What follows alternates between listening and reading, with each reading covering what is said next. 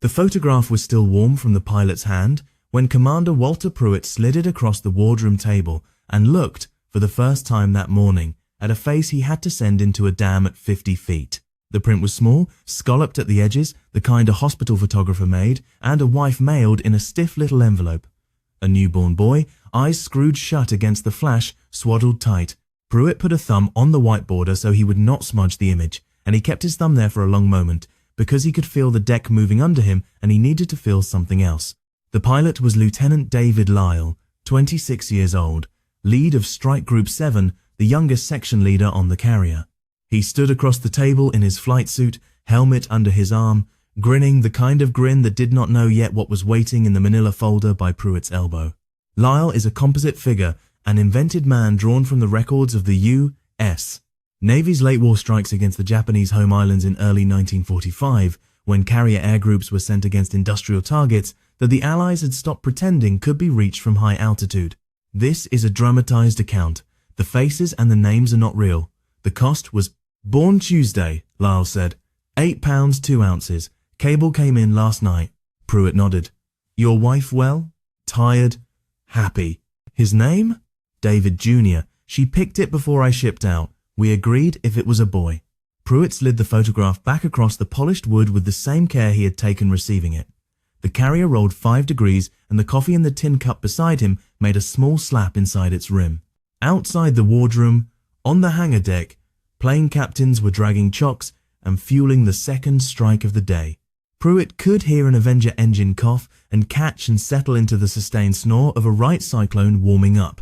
He had 2 hours before the briefing. He had already known, for 9 hours, what he was going to ask Lyle to do. He had not yet told him. Sit down, David. The grin went out slowly. Lyle sat. He laid the photograph face up on the table between them like a thing he was not quite ready to put back in his pocket. Pruitt opened the folder. Inside were 3 reconnaissance photographs taken from 16,000 feet by a Marine PB-4Y the day before, an annotated map of a long, narrow valley in southern Kyushu, and a single type sheet from Task Force Operations marked Urgent and signed by an admiral whose name Pruitt had served under for 2 years. The dam was not large by the standards of the great hydroelectric works of America. It was concrete, 200 yards across, holding back a man-made reservoir that fed water and power to an underground aircraft assembly plant where the Japanese had moved production of a new interceptor. The plant could not be reached by high bombers. The dam could not be hit from above either, because the dam crown was shielded by a ridge of mountain behind it that funneled any high-angle drop into the wall of stone, not the wall of concrete.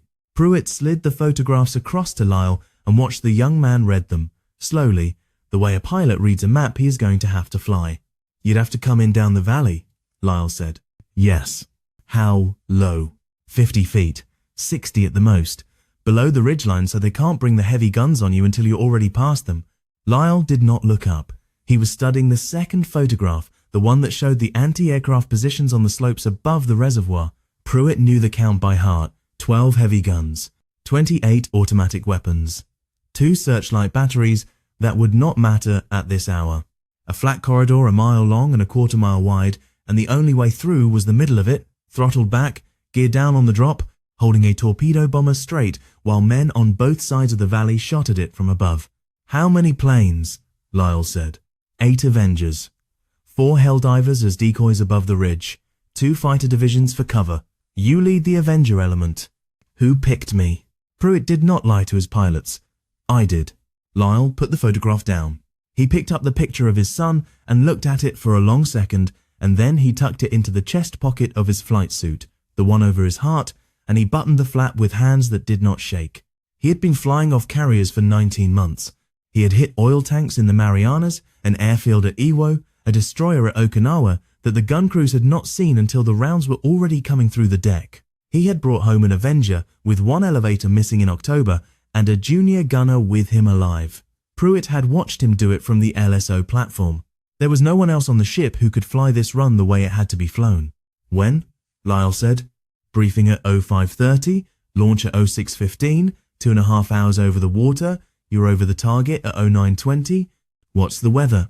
8/10 cloud at 3000, should give you cover going in, should make the pull out a pig. Lyle nodded. He was working it the way the good ones worked it, already at the dam, already turning down the valley, already counting seconds against airspeed. He did not ask Pruitt the question Pruitt had been asking himself for 9 hours, since the urgent order had come up from operations and Pruitt had read it twice and walked out onto the catwalk to look at the black water before he went to the wardroom. Pruitt had been asking, is this dam worth this man? He knew the answer the Navy required. The dam fed the plant. The plant built the interceptors. The interceptors killed the B-29 crews flying out of the Marianas, kids the same age as Lyle, kids with photographs in their chest pockets too. If you let the dam stand, every B-29 that went over Kyushu in the next month flew through an extra wing of fighters that did not have to exist. The arithmetic was old and ugly and not in dispute. You traded 8 Avengers and 12 men, the way a man traded one piece in a game he had to win, and you did not stop to weep about it where the pilots could see you. He knew the answer he could not stop hearing. He had a son too. The boy was 4. He had not seen him in 14 months. There was a photograph in his own breast pocket, in a leather wallet that had gone soft from the salt air, of a child with the same screwed-shut newborn eyes Lyle had just shown him. Pruitt remembered the day his wife had mailed him that picture. He remembered standing on the same kind of deck, on a different carrier, in a different ocean, opening a different envelope. Commander, Pruitt looked up. I'd like to lead it, Lyle said. He said it carefully, as if he wanted Pruitt to know that he had thought it through and was not asking for a favor. I know the pullout. I worked the same kind of valley at Hong Kong in January. If somebody else takes it, they're going to lose more than 2. Pruitt held his eyes. I know. Then we're agreed. Yes. Lyle stood. He saluted, not sharply, but cleanly, the way a man salutes when he has decided. He picked up his helmet and walked out of the wardroom, and the door swung closed behind him, and Pruitt sat alone with the open folder and the photograph he had already returned and the coffee that had gone cold. He briefed Strike Group 7 at 0530 in a still-ready room that smelled of cigarette smoke and damp wool. He stood at the chart easel in his khaki shirt with the sleeves rolled to the elbow, and he walked them through the run the way he had walked them through 20 runs before this one. He did not soften it. The pilots watched him with the flat, attentive faces young men carry into rooms where their lives are being arranged. Lyle sat in the front row beside his bombardier and his gunner. He took notes in the same small notebook he had used at every briefing Pruitt had ever given. When Pruitt finished, he asked, as he always asked, if anyone had a question. No one did. Pruitt held them another beat, looking from face to face, marking each one the way you mark a man before you send him forward and the way you mark him in case you have to remember him later. Then he said the only thing he had ever found that fit the moment. Good luck. I'll be on the platform when you come back. They filed out. Lyle paused at the door and looked at Pruitt and gave him a small, private nod that had nothing to do with rank, and then he was gone. Pruitt watched the launch from Pry Fly. The Avengers came up the deck one at a time, brown wings folded, then snapping open into the salt wind, and the launch officer brought his arm down and the planes lumbered off the bow with their 1,000-pound bombs slung under their bellies, settled, climbed, formed up over the ship in the grey dawn light. Lyle's plane carried a white band painted around the cowling so the wingmen could find him in cloud. Pruitt watched the white band until it was a single white speck and then nothing, swallowed by an 8/10 sky, the rumble of 12 cyclones fading west. He went down to the strike room. He sat with his operations officer and listened to the radio chatter come in across the water, broken and sparse and disciplined, the way pilots talked when they were saving their breath. He marked the times on a yellow pad. 0715, feet dry over Kyushu. 0840, decoy helldivers engaging gun positions on the ridge crest.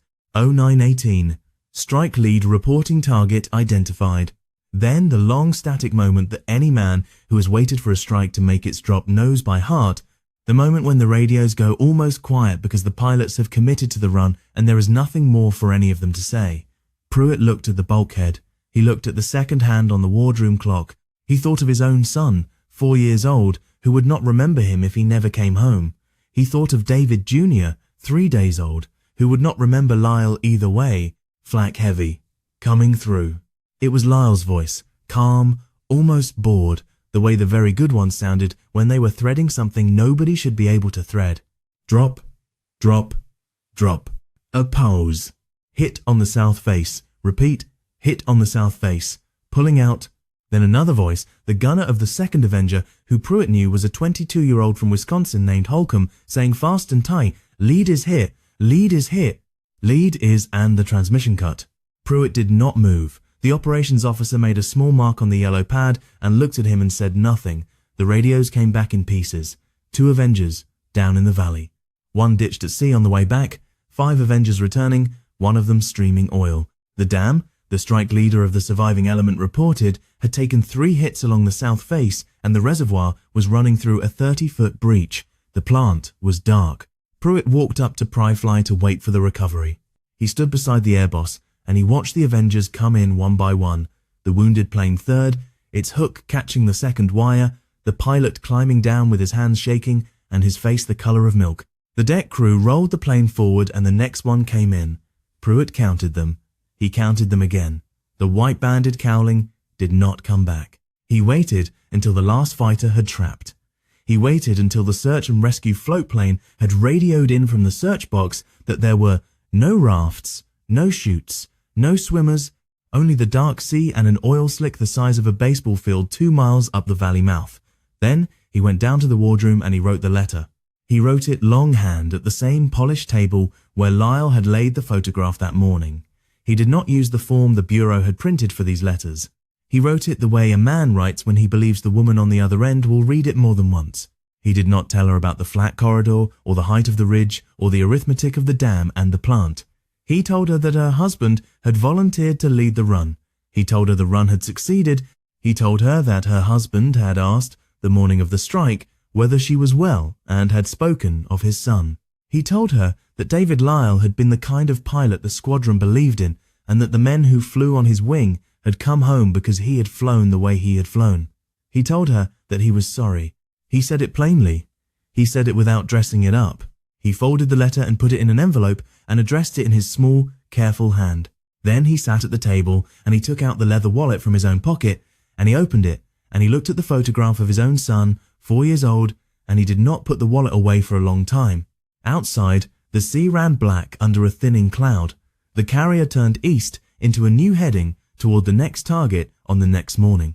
There would be another briefing. There would be another folder marked urgent.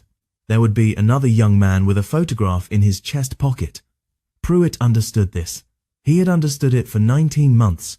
He understood, too, that understanding it did not absolve a man of anything, and that the only honest thing he could do for the men who would walk into his wardroom tomorrow was to keep refusing to dress the cost in language that hid it. The plant in the valley did not build another interceptor for the rest of the war. The B-29 crews who flew over Kyushu in February and March crossed a sky that did not have those extra fighters in it. Some of those crews made it home to children they had not yet held.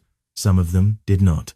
The arithmetic Pruitt had done in the dark hour before the briefing was the arithmetic the war required, and the arithmetic the war never explained to anyone in plain English, because the war never had to face the mothers and the wives and the 4-year-old boys and the 3-day-old boys at the same table where the orders were signed.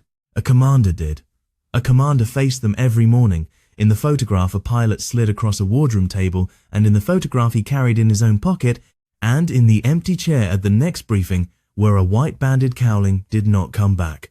That was the part of the war the histories did not always record, and the part the citations did not know how to spell.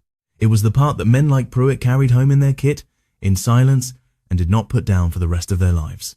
They carried it past the homecoming and the parade and the long, quiet years afterward, in the way they looked at certain mail in certain envelopes, in the way they did not speak at certain dinners, in the way they kept a leather wallet in a drawer that no one in the household was permitted to open.